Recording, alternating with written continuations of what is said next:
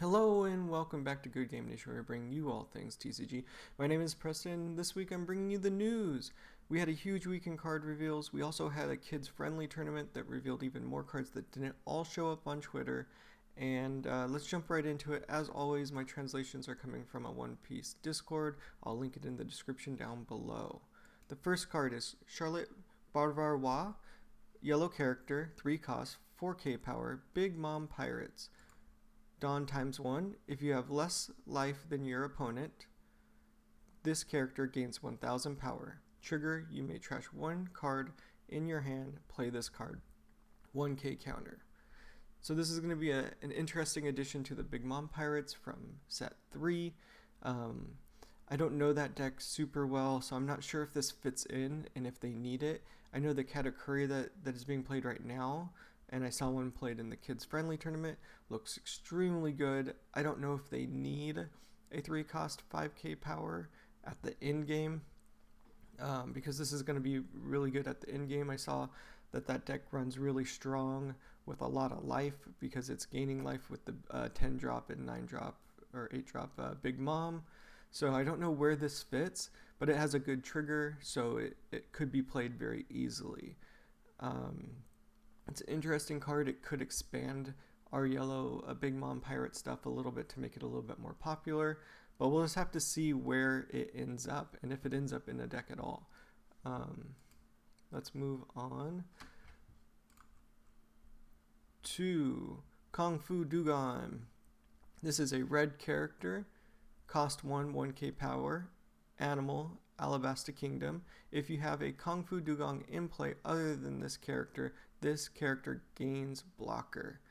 This is super interesting because it's giving a named trait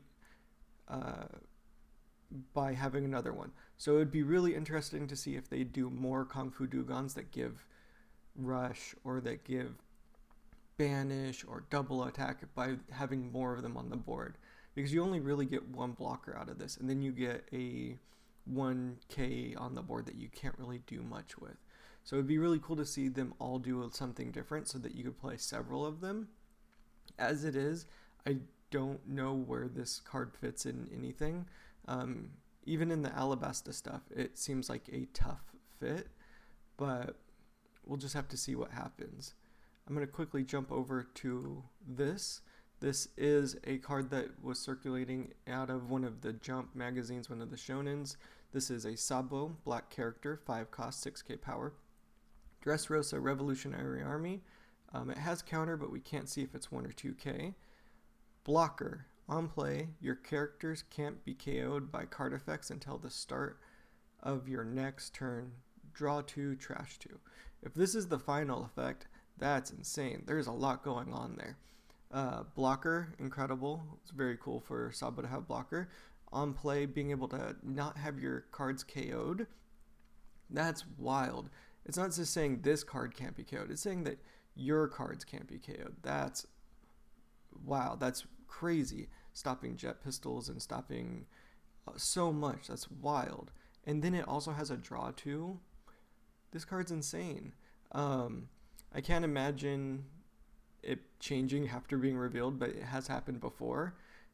Since it wasn't officially revealed on the Twitter and it was in a magazine, it could have been changed. So we'll have to wait and see when it gets released officially. But if this is a final effect, a 5-drop 6k with all of that plus blocker, that is a really good card, and we'll have to see what the alt art is and if we've already seen the alt art for it. Very cool. Let's jump back into the official Twitter. We have a piece, blue character, 1 cost, 0 power, East Blue, counter 2k. On play, you may trash 2 cards in your hand, look at the top 5 cards of your deck, reveal up to 1 card with East Blue type, and add it to your hand. Place the remaining cards at the bottom of your deck in any order. This is a searcher for the Nami archetype. It being blue means that we're going to be searching all of Nami's cards. That deck currently isn't running a lot of those cards, but this could make it so that you could. Right now it's just playing a ton of event cards with very few characters. while the archetype was built with Nojiko and all of Nami's family and the people that revolve around that first big arc in One Piece. So if this card changes that deck, I'd be super excited. It's already a 2K, so it's very likely that it gets played regardless. I'm really excited to see that deck change and grow stronger, especially because I want to see it and play it. So being able to get some support in set 4 is, I think, super helpful for it to become something more than what it is currently. Moving on, we have Yokozuna, purple character, 3 cost, 3k power, animal, water 7, 1k counter. Blocker, on your opponent's attack, Don -1, return up to one of your opponent's characters with a cost of 2 or less to its owner's hand. That's really interesting. Blocker is great. I love getting blockers for decks, especially because this archetype with water 7 seems lacking and missing a lot of pieces. We did get a Frankie earlier. I think we have some searchers and stuff. So it's getting its pieces, but Iceberg is so powered, not being able to attack. And the characters just didn't add up to a good archetype. So now getting a couple more characters here and there should be able to bring that deck up, but is it enough to make it playable and competitive? We'll have to see what you guys do with it and see if it actually becomes useful. Also, incredible that it's blocker. I feel like that fits the character in a fun way. Moving on,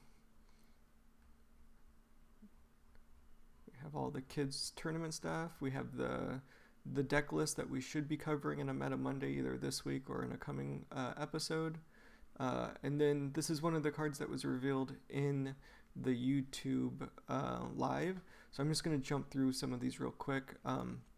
We did get a final and official look at the VV, and I believe nothing has changed here. Sorry to hear it for those people that don't want red to keep doing well. This card is easily killable, and I've seen a lot of people going, it's good, but, and that's true. So I'm happy to see that people are seeing that it is balanced. But it's not the full art like I was expecting. It does have the gold border, so we're getting another art most likely for this card. Then we have Sugar. Sugar, green character, 2 cost, 0 power, donquixote pirates. Opponent's turn, once per turn. When your opponent plays a character card, if your leader is of the donquixote pirates, rest up to one of your opponent's characters, then rest this card. On play, rest up to one of your opponent's characters with a cost 4 or less, 1k counter. This card is crazy. I'm really excited to see what the Don Quixote Pirates do. The control and board control stuff is exciting. This card with a Dofi leader that isn't officially released, but we've seen it already. And then just our current green stuff could be devastating. I'm assuming that the Don Quixote Pirates are going to be a very good self-contained archetype, and we won't have to incorporate a lot of the previous set stuff. But this card could splash with the leader into what we're already using in green.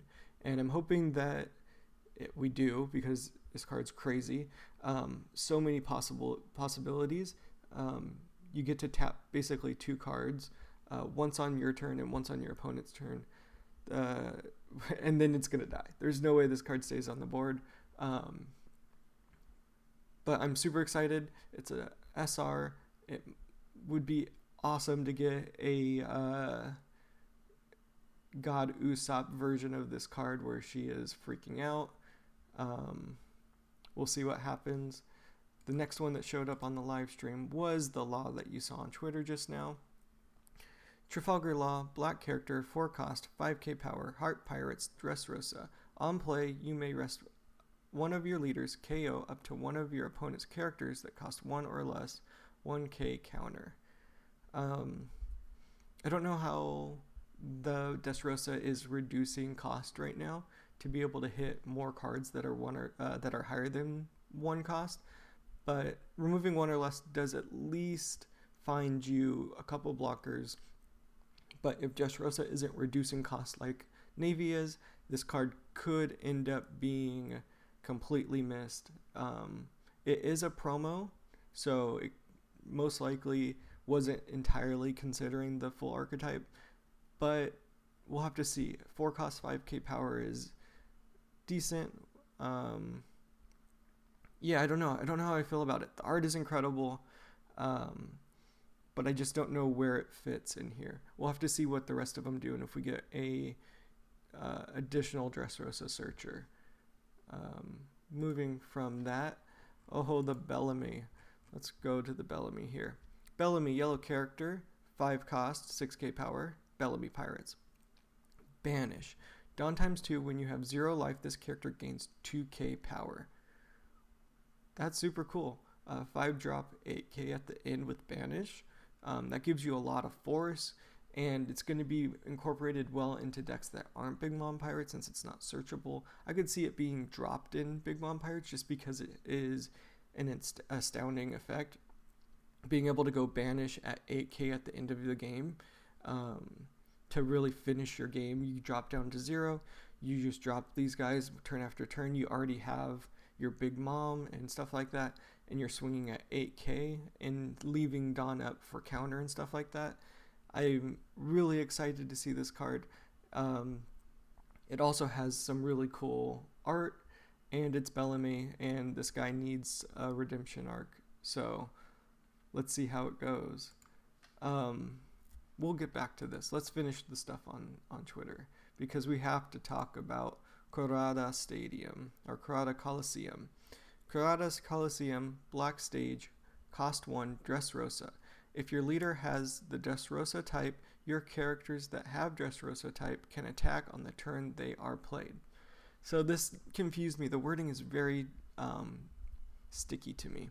So if your leader is Dressrosa, so if you're playing Rebecca, all of your Dressrosa can attack the turn they're played. So it's not rush because it's not giving the keyword rush, so you can't attack anywhere. You have to attack characters. So it's not a full rush ability, so you can't attack into leader, but you can attack the turn that they're played. So it's somewhere in the middle. The phrasing will get around stuff that says if your card has rush, do X to it or something like that, because it's not giving the keyword rush. And our Rebecca leader can't attack. So this card gives us the ability to attack and not have our later attack available. And as we've seen, a lot of the cards, even the law itself, said that it taps your leader. So there's a lot of those abilities that they have to go off by resting your leader. So this is going to give you a bit of a competitive advantage on being able to attack more frequently. I believe it's searchable with the Rebecca effect, and it's one of the most talked about cards I've seen in a long time. I'm excited to see what it does and how much it affects. It could be that the cards surrounding Dressrosa aren't going to be good enough, but we have seen the 7-drop 7k Luffy, one of the first cards we saw of this set. So it being able to attack twice the first turn it's played is crazy, but let's just see what happens. I'm super excited about this stage. I'm excited about stages, and there's no way to remove them. There's like one black card that removes the stages, and it's not even played right now. So we'll have to see. Mr. Tubon Clay, purple character, 3 cost, 4k power, Baroque Works. On opponent's attack, Dawn -1. This character original power becomes the attacking character or leader's power until the end of the turn. Triggered, Dawn -1. Play this card. So this is interesting because it's going to help it stay on board. So when your opponent attacks and you're playing the Crocodile Leader, this effect is free, at least if it's the first one you use. So go check out the purple-yellow Crocodile Leader. I'll link our video in the iCard up here. But it coming up to the ability is super cool because Bon Clay has that devil fruit that changes his face. Super funny, super cool ability to give this character. So it's going to come up to that attacking character's power, and then that makes it easier to defend. So you're going to be able to attack with 4 or 5k with this card on your turn, and then if they attack with like a Whitebeard, this character goes up to 6k or whatever, and then you can counter out of it easier. That's super interesting. I'm hoping that the purple Baroque work stuff is really good. I hope we get something to help the yellow side at some point. But if we don't, there's some decent yellow stuff we can splash. But also we have to never forget about Blurple from set 1, where you might have an incredible blue-purple deck coming our way. I believe that's the card that was revealed as of this morning. So let me jump back to this that you got to see for a split second. These are alt arts of existing cards. Most of them are starter deck, or half of them are starter deck, half of them are set 3. And you kind of can't see it here, so I'm going to put a link in the description. But this card on the far left is Jet Pistol, and the art on it is insane. I believe, yeah, they solo it. Let me bring it up real quick. Look at this thing. This is incredible. Wow, this is just incredible art. I'm super excited to see alt arts for cards that we already have that kind of have art that not everyone is a big fan of. So there's that. And then Scratch Manapoo got one from the starter deck as well. Super cool. Brand new was made to be a stud for some reason. Goodness gracious. They didn't need to do that to us. And then we got another really cool art for Sanji. The original Sanji art is Sad Sanji.